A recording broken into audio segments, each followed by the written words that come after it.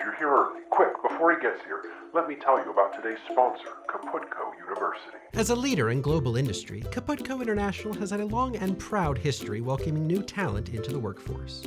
But like you, we have concerns about the way an outdated and inflexible education system is failing to prepare today's graduates for tomorrow's labor market. That's why we've chosen to leverage our industry expertise to create a university that meets students where they need to go. Are you tired of paying tens or even hundreds of thousands of dollars only to have to show up for hours of boring lectures and worthless classes like art history, intro to philosophy, creative writing, psychology, or differential equations? We're certainly tired of seeing job applications from underqualified employees, so we're proud to announce that the entire curriculum at Kaputco University is focused on helping you to develop durable workplace skills. So forget general education and say hello to the Kaputco Center for Employee Excellence, where you'll have the exciting opportunity to take useful courses like Fundamentals of Professionalism and Personal Hygiene, where you'll learn effective strategies for getting up in time to shower before work, mixing and matching shades of gray, and putting in time outside of paid working hours because you're a good team player. Intermediate entry-level AI-supported workplace communication, where you'll learn best practices for prompting the latest generation of cutting-edge AI tools to create and process workplace documents like emails, memos, training materials, and water cooler talk.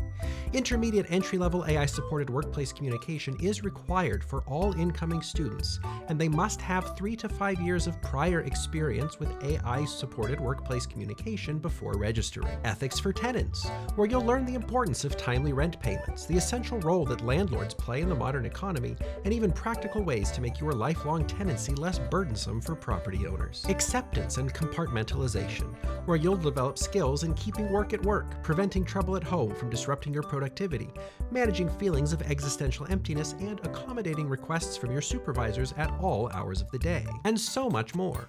Thanks to Kaputco University's fully automated instructional delivery system, you can get an education free of worries about how your professors' personalities or politics might ruin your GPA.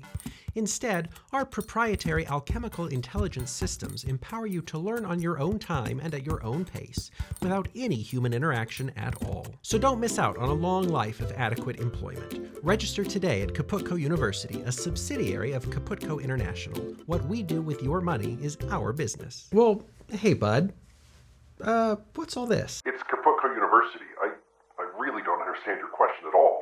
The name's front and center. No, I mean, what's this ad for Kaputco University doing, playing before the video's even started? You realize Kaputco International basically owns this show, right? They asked us to do a segment on their newest offerings, and it's not like I was going to turn them down.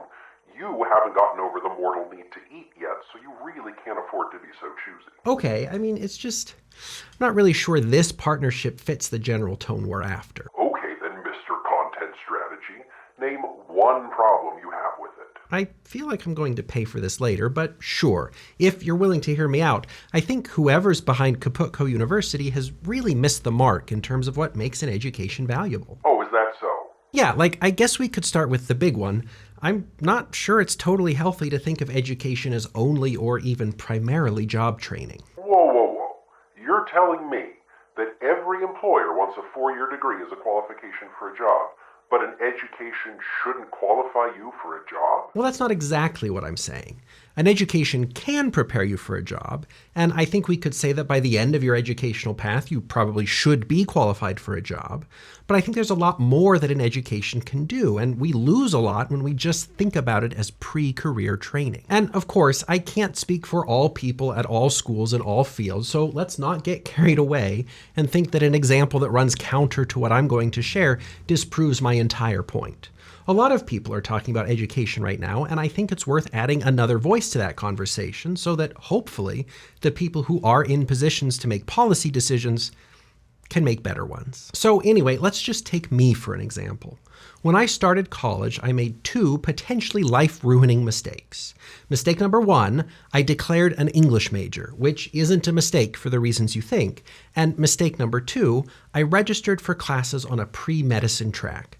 Now, I graduated high school thinking that medical school was in my future, not maybe necessarily because I wanted to be a physician, but because it felt like a profession that society endorsed, and I was the kind of kid that wanted to do the things that I was supposed to do whatever that actually means. Now, why was an English major a mistake? Well, it was a mistake because I left high school knowing that my English classes were my favorite classes.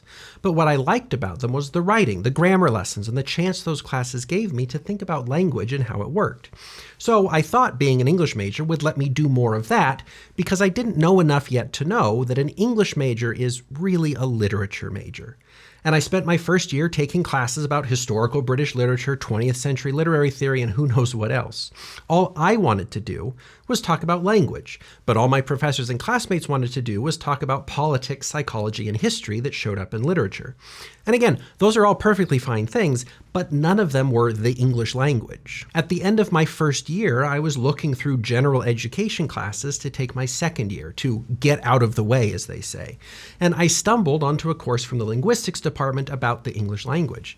Now that's what I wanted to do, but nobody in the Colorado town I grew up in ever once said the word linguistics. So how was I supposed to declare a major that I didn't know existed? And how could I have known it existed if I wasn't trying to meet general education requirements? When I came back my second year, I was an English linguistics major, and I owe that to general education. But it doesn't stop there. During my third year, I was picking GE classes to fill my history requirement, so I scrolled the list of classes, and they all looked like chores to get through until I hit something called the history of rhetoric. I didn't really know what that was, but the description made it sound like it was at least tangentially related to my interest in writing and language, so I picked that one. And very long story short, I went on to get a PhD in rhetoric. My last general education class ended up being the thing I specialized in. So it's hard for me to see general education as a burdensome list of pointless requirements that needlessly draw out the time you spend in college. They're a functional way to make sure that people get exposed to things that high school would likely never expose them to. Remember, I came out of high school thinking I wanted to go into medicine, but that was from a sense of social pressure more than anything else, and it quickly evaporated when I really started to process the realities of diseases and bodies and samples. Medicine was an obviously bad fit for me, and I'm pretty sure I wasn't the only 18-year-old in the world who was in no position to make good decisions about the rest of their life. So thank goodness for general education requirements and the way they helped me to learn about entire disciplines that I never would have known about otherwise. And I didn't major in physics, but I took a class in acoustics to fill my physics requirement, and I think about that stuff all the time. And the classes I took in microbiology, American government, music, and more still come in handy in various ways. So why we would treat something like general education that has such life-changing potential as a bundle of burdensome requirements to just get out of the way as quickly as possible is beyond me. Careful, bud. You're starting to sound like an idealist. I know, and that's part of the frustration that I feel when people talk about education. On the one hand, you have the people who like to consider themselves pragmatic and who want to shorten degree programs, get rid of GE requirements, and get students into the workforce as soon as possible. And then on the other, you have fluffy idealists who think that school is a chance to see what's out there, learn what fits for you, and develop skills and gain knowledge that, yes, will serve you in a career, but will also just serve you in life. Like, a job can't be all there is. There's got to be more to life than that, right? Even if there were, you're not going to enjoy recreational poetry readings if you don't have a job to pay the bills. You don't need to go to school to pursue a hobby, and using your time in college to do that is just inefficient. Kaputco University solves those problems. Well, okay, I thought about that when I was getting close to graduating and thinking about what I would do next. I had taken a lot of classes in teaching English as a second language, but I had also taken a lot of creative writing classes. My heart was in writing, but my get a legitimate job gremlin kept saying I had to become an ESL teacher. So I asked a professor one day what he thought. I said, I'm thinking about doing an MFA in creative writing, but I don't have to go to school to write, so why would I? And he said, you're right. You don't need to get a degree in creative writing to do creative writing. But then he went on to say, but pursuing a degree will give you dedicated and protected time to write. Writing will, for those 2 years, be your primary focus, rather than something that you're just trying to fit in while you're doing other things. And if I were in charge of higher ed policy, I would really want to reframe college as protected time to figure out what you want to do with life and then get good at it. I think for a lot of people, college is presented more as a thing where you better know what you want to do before you get there, and then get through college as quickly as possible so you can get on with doing it. But again, 18-year-old me wasn't self-aware enough to realize that medical school was not the vibe. You can't know what you don't know, and it seems really goofy to think that having less protected time to find yourself and your path is a good idea. But it's so inefficient. A lot of people don't even end up working in their fields anyway, so what does it really matter what you major in? Last I checked, you're not even a linguist, bud, even though that was your major. And beside that, having all that time to discover yourself sounds like a mighty fine privilege that not everyone has. Must be nice. Well, we could have a whole conversation about privilege, social class, higher education, and more, but that, like so many other things, is a whole nother can of worms that we don't need to open just at this moment. I will say, though, that it's easy to mistake what is true of some schools for what is true of all schools. A while ago, I was in a meeting with a career administrator who had worked at a private university before coming to a public college, and he said there are a lot of private schools, for example, that advertise or list astronomically high tuition rates that actually almost none of their students pay. And sure, tuition rates have risen across the board, and that does seem like a problem we might want to try and fix. But that doesn't mean that all education is inaccessibly expensive. Some schools probably are for the privileged few, but there are many more schools with open enrollments and significantly lower costs that give degrees that are every bit as accredited. So again, we could have a discussion about all the complexities and challenges that higher ed faces, and maybe we should someday. But for now, I'm interested in thinking about what college is for, really, and I think it should be a protected time to learn, to see what's out there, figure out what fits for you, and then to learn what people in your chosen field do, in addition to just learning things that will improve the quality of your life beyond your profession. And that takes time and trial and error, and that's not an efficient thing because human beings and their education aren't, and I'd say shouldn't and could never be, a systems optimization problem. So when it comes to the matter of efficiency, I kind of have to ask, efficiency for whom? In my most cynical moments, the pressures from outside of higher ed to reform higher ed feel like business owners just want a fast and convenient crop of serviceable employees. They're indifferent to whether people come out of school with rich inner lives and connections to their intellectual heritage and the know-how to become leaders in their fields. They want employees. Strip out all the other things that would make students real people, double down on the stuff that would make them adequate entry-level workers, and then send them to their cubicles to be paid less than they're worth. But it's fine because they won't know any better anyway. Wow, bud. That is cynical, and that's coming from me. But aren't you conveniently ignoring the fact that students want that too? You know the ones, the engineering students, who know they want to be engineers and are only taking your writing class because they have to check off their generals. Kaputco University is just meeting the student customers where they are. A few years ago, I was having a casual conversation with someone who said, kind of offhandedly, universities need to start being run like businesses, and they need to start treating their students like customers. I think he was a generally well-meaning older man who probably hadn't been anywhere near higher ed in decades, and I was finishing up my PhD at the time. I didn't want to pick a fight then, but I'll do it now. So as far as I can tell, a customer is someone who buys something from a business.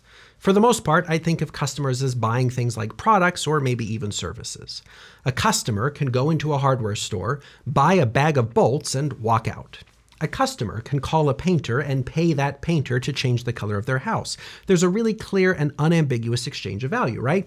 You have a thing and the customer buys the thing. So what's the customer of a college buying? Well, ultimately, probably a diploma, like the high-quality credentials offered by Kaputco University. Well, if that's the case, is the product really a diploma? Should every student who pays tuition get a diploma? Is that the customer-business relationship that colleges should offer? Well, why not? They're paying good money and probably even going into debt. If you had to go into debt to pay for a bag of bolts and then left the store empty-handed, wouldn't you be upset? Well, yeah, but a diploma is not a bag of bolts. Isn't a diploma really meant as a way to certify that you've acquired skills or knowledge? Bolts don't represent something, bolts are something. But a diploma represents something.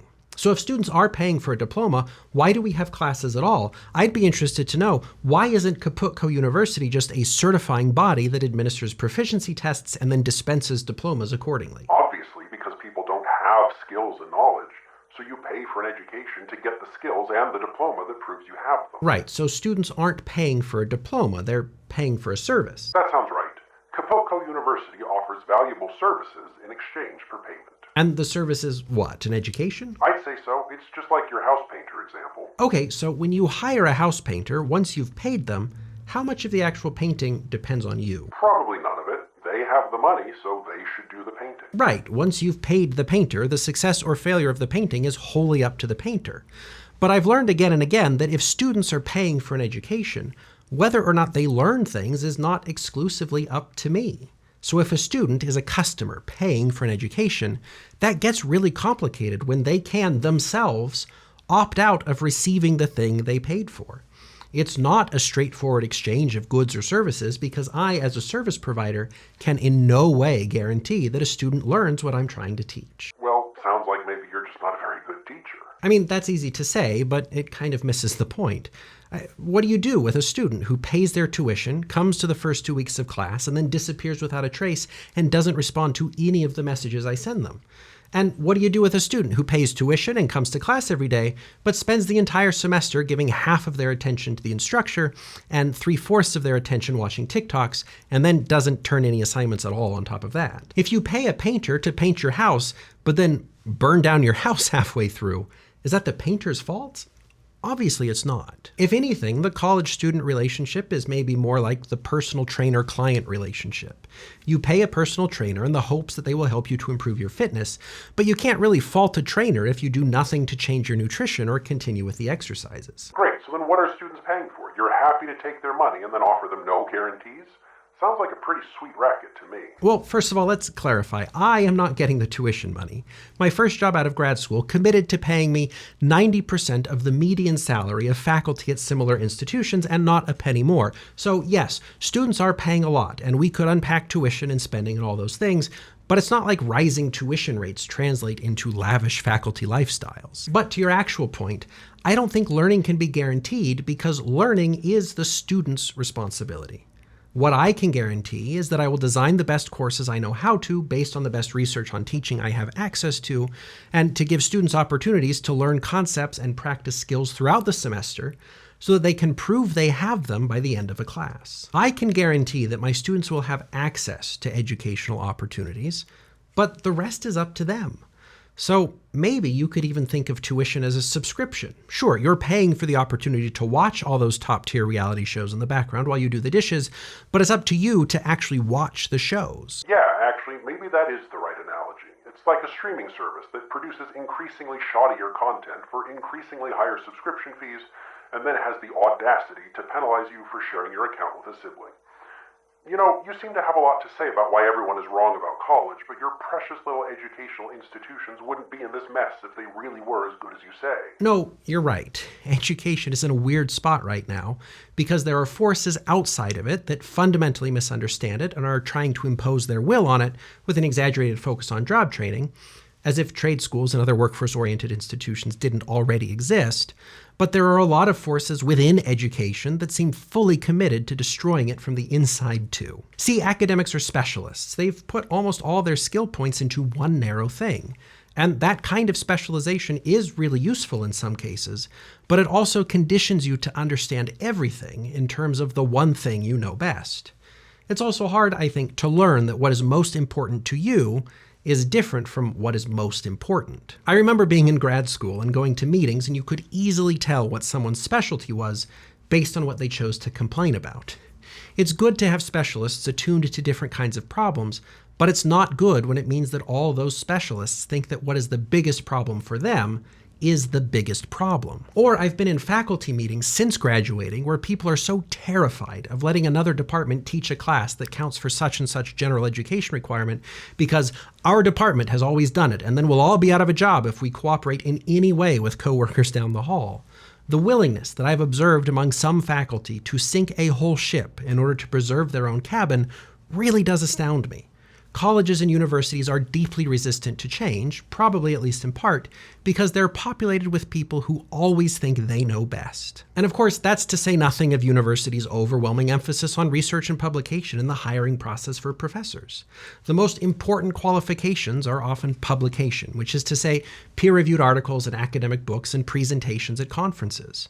Students and the public are probably expecting qualified and dedicated teachers, but they're getting researchers who sometimes think of teaching as an inconvenient add-on to their real job. In fact, when I was in school, I took a class on teaching.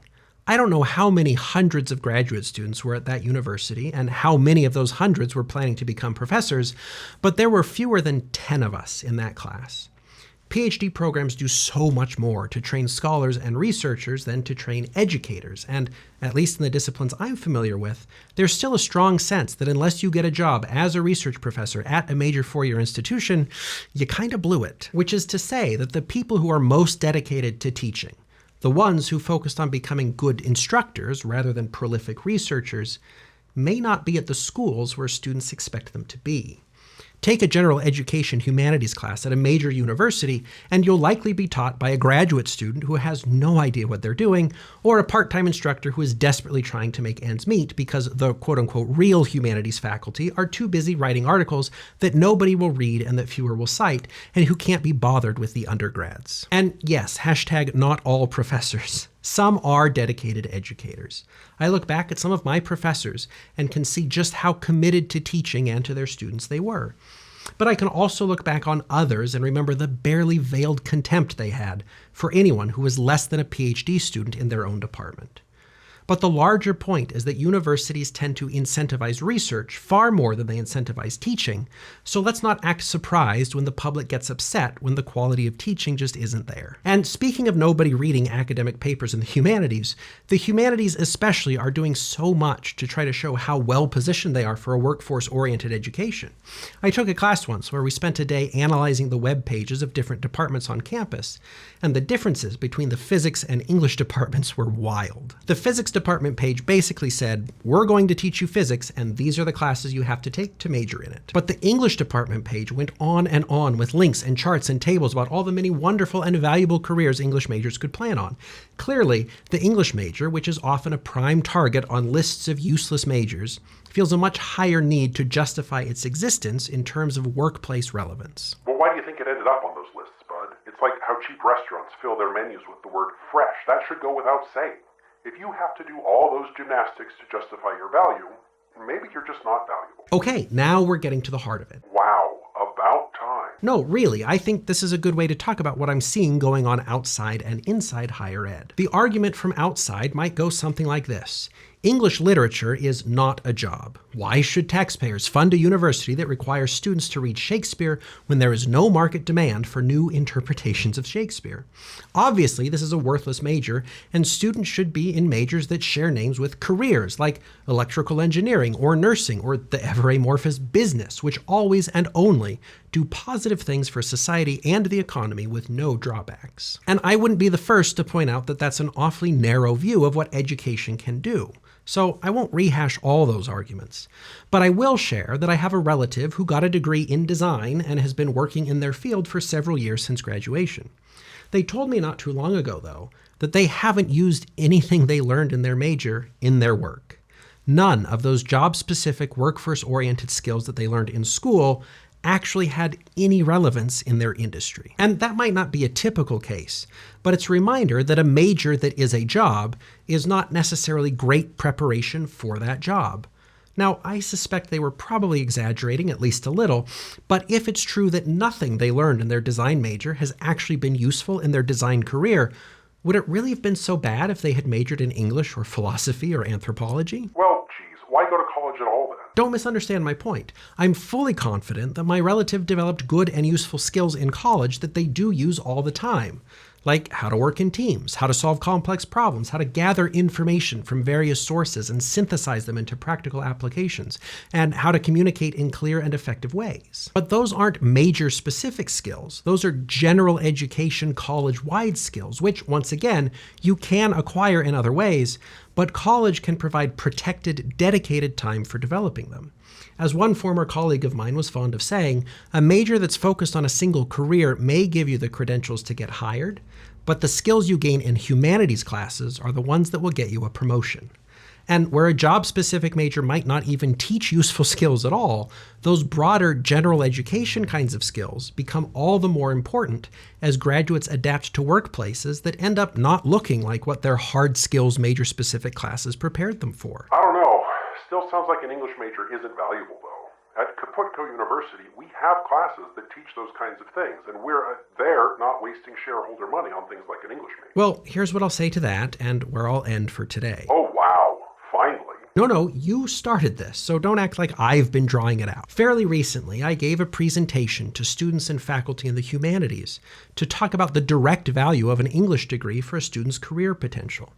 But I took a little bit of a different approach than people normally do when that topic comes up. See, I really want to go hide in a cave whenever jobs for English majors come up, because it's the same tired thing every time. Oh, well, there's just so much you could do. Like, you could work in editing, you could work in publishing, you could become a teacher, or you could go on to law school. But when I was preparing for that presentation, I came across an interesting projection from the Bureau of Labor Statistics.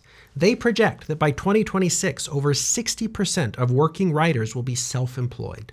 So, I wonder, why are English departments working so hard to find internships for their students at print magazines doing page layouts, or at insurance companies writing technical documentation, or at local tire stores writing social media copy, when those kinds of jobs will be the minority of writing jobs by the time students graduate? More and more, working writers are self-employed writers, and we could talk about a deteriorating labor market and any other number of sad reasons why that might be true, but I also think there are plentiful and exciting opportunities for writers to make it on their own now. People you have never and will never hear about are making comfortable livings as freelance editors, self-published authors, and more. So why aren't English departments putting courses that will help writers to be successfully self-employed in their major plans? Why not help students learn how to promote their own work, navigate the world of self-publishing, and adapt to the discovery algorithms of social media platforms? The shortest answer might just be because professors at major universities can only get and keep their jobs based on their traditional peer-reviewed publications. They're conditioned to think of anything other than traditional publishing as illegitimate. It doesn't count, so why would they even think to teach it? But if the reality is that the majority of working writers will be self-employed, English majors that only direct students toward traditional employment opportunities are not adequately preparing them for the realities and opportunities of working as writers. Or look at the tables of median rates for freelance editors published by the Editorial Freelancers Association. Some of those hourly rates are nothing to sneeze at, and sure, a freelance editor would have to build a client base and do a lot to make that kind of income reliably. But what would happen if an English program actually prepared students to do that, rather than just shaking their head and saying that it's better to find some kind of more stable traditional employment? I mean, stable? Have they seen the job market lately? But really, this is where my presentation that day and where what I have to say today comes to an end. Over the last few years, I've had this awesome opportunity to make videos about writing, and in that time, I found that there are so many people out there who value writing. Not writing as a soft skill that supports some kind of serious career, but writing by itself and for itself. Yeah, there are a lot of students who watch this show because they need help with class, but there are also so many who aren't students, who just want to learn how to be better writers because that's what they want. And there are thousands of people like that in a day, in fact. And from among them, I've started working with writers one-on-one to help them to develop their writing and refine their skills. Again, not because they have to for school, but because they want to. In other words, I've learned that people, real people out in the world and around the world, value writing, value English, value the humanities, and seem to think that I add some value to something they care about. Enough to keep watching, enough to subscribe, enough to trust me with their writing directly as clients.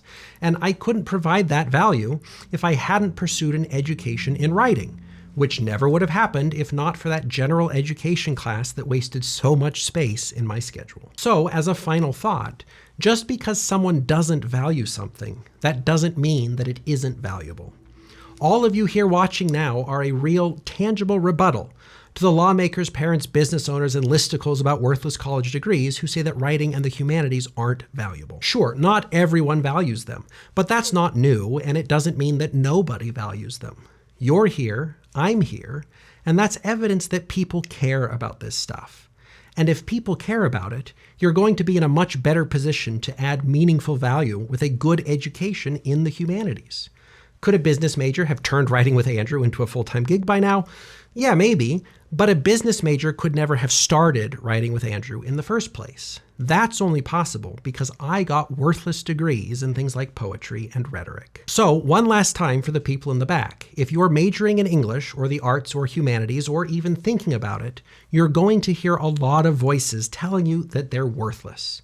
You might not see the people who care about this stuff in the news or on campus, but if running this show for the last 6 years has taught me anything, it's that there are people who care and care deeply about this stuff. And it's easier to find them than you might actually think. Okay, geez, I won't promote Kaputco University anymore. Sorry I brought it up. I mean, it's okay. There are no hard feelings. I know we have to work with Kaputco, but a sketchy AI-powered university is probably a bit much. Yeah, you're right. Hey, why don't you clock out early? I can handle the outro from here. Oh, are you sure? And you're not just getting rid of me so you can promote Kaputco University, right? Perish the thought. No, I'm just going to see these lovely people off. I mean, if they haven't already clicked off by now. Well, okay. And thanks for hearing me out.